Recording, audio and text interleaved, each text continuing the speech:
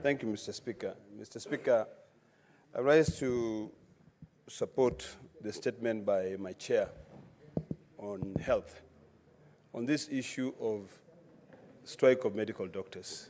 Mr. Speaker, I think we are missing the point here. Our committee has done the much that it can do when it comes to the issue of health. We now have the Labour Committee, which we hope will be able to take on the other issues that to do with the issue of salary delays, the issue of promotion, issues related to labor. Although we have taken the time to call the Minister for Health, the Minister for Labor, and also all these other stakeholders, our scope was limited because of issues associated with the committee. But I think it's about time, Mr. Speaker, that we ask ourselves serious questions. And these are serious questions that are supported by the Constitution. Health is devolved. Apart from issues of level 6, from level 1 to level 5, community health workers, those issues are devolved. But the problem has been, and this is where the governors don't get it right. When the national government decide to take on a function which is supposed to be supervised by the county government, the national government come in and say, for the community health workers, we will pay you X amount of money. We'll give them X amount of money.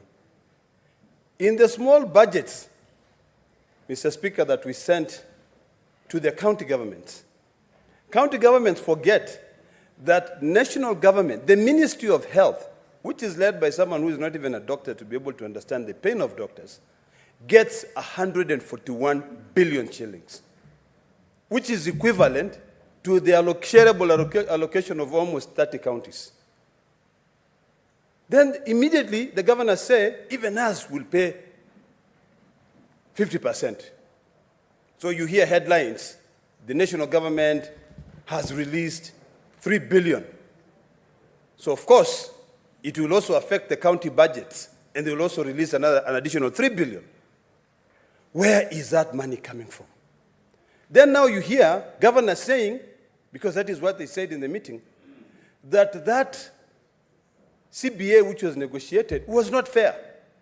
It was not fair. It is discriminatory because other interns should also be getting the same amount. So we can only give them 70.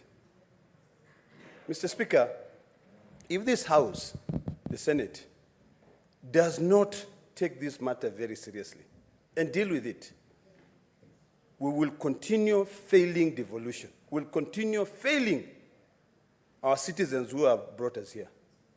Mr. Speaker, when we were passing health-related bills, I remember telling my chair in the committees that this is all about the Benjamins. This is all about money. That's why we are rushing. You know, we are rushing to pass these bills. We read them, they are brought here, and we literally pass them even before the committee considers them. You know, we need to start thinking seriously. And I want to echo the words of my brother, Senator Sifuna, when he says that governments come and go, you know, but institutions should remain forever. This institution as a Senate has got to remain, and it has got to take a futuristic position in terms of defending the rights of our people. If we cannot defend the rights of our people to be able to really fight for devolution, then what are we going to be doing here? I think, Mr. Speaker, it's about time that we now ask ourselves, what does devolution mean in Kenya? Because in other countries, when it is devolution, it is fully devolved. It is devolution. We keep on saying forms follows functions, but yet it doesn't. So I think now, I keep on saying, and I want to repeat this thing, that what the doctors are asking for is very basic. It's what has been agreed upon. The doctors are simply saying, give us our 15,000 shillings, which was you were supposed to give us. That is issue number one. The doctors are saying, pay the interns 206,000 Kenya shillings. That is issue number 2. The doctors are saying, the Honorable Senator, Majority Whip, you're a doctor. When you fall sick, I'm the one taking care of you. I don't even have medical cover. Please provide me medical cover so that I can easily take care of you. Very basic things. The doctors are saying, Mr. Speaker, that the national government, the Ministry of Health, must respect court orders. But when we have meetings, they say we have agreed on 15 or 13 matters, we have not agreed on 2 matters. The 2 matters that you've not agreed are the ones that you are mandated by the court for you to be able to agree. So, Mr. Speaker, I'm going to ask simple questions, and these are questions that we must all ponder. Do we feel great when our people are dying in hospitals? Mr. Speaker, I can say 80% of all the hospitals in this country are closed now. People go and they lose their patients.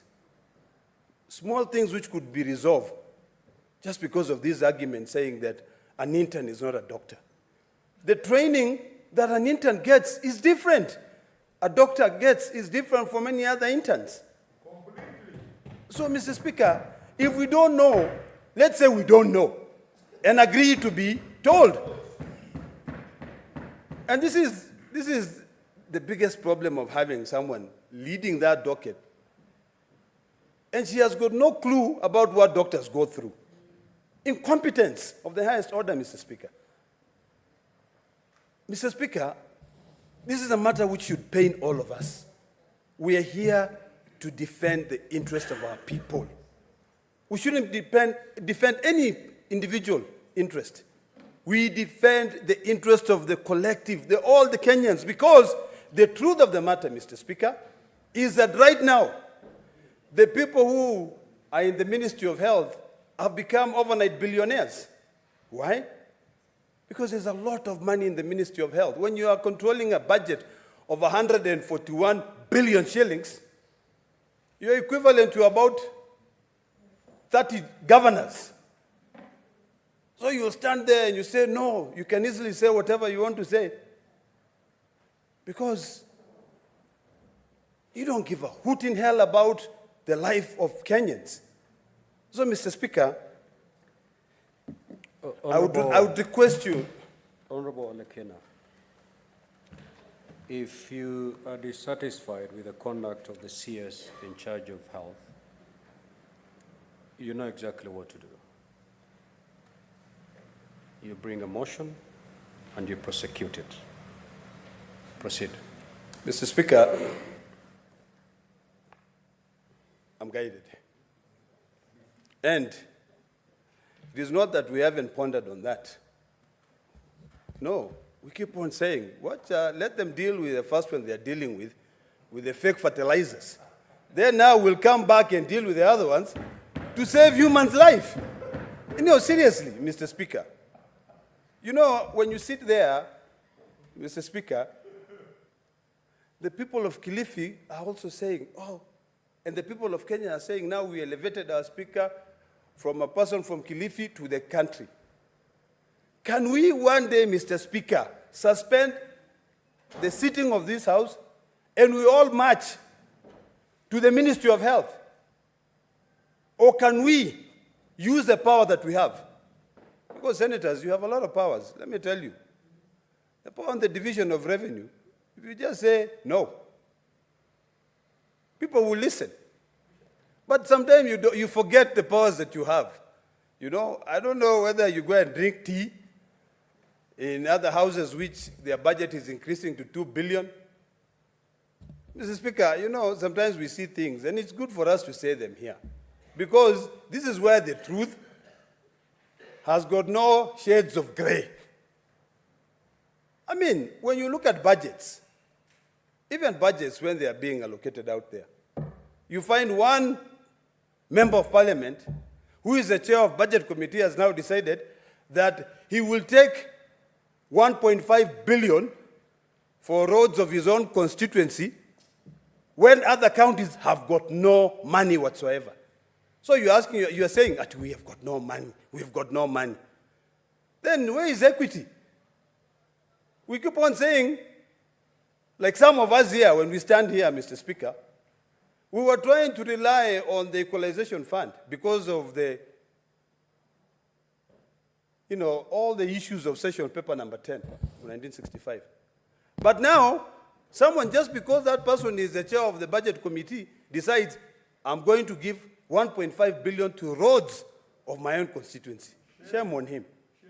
That's ridiculous, Mr. Speaker. And that is why you're saying we are missing the point here. We need now to realign our own existing resources. Instead of us rushing to World Bank to collect, yesterday I saw governors and the president going in to collect 344 million from the World Bank.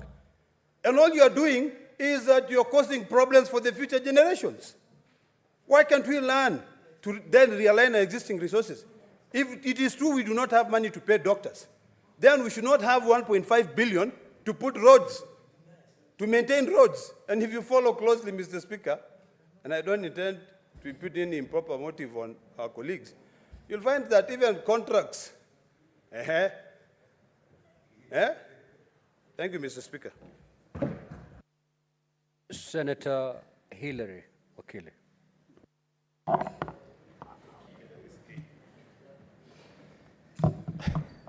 Thank you very much, Mr. Speaker. I want to appreciate the chairperson of Health Committee for bringing out this very important statement, which has highlighted from among the honorable members who've contributed this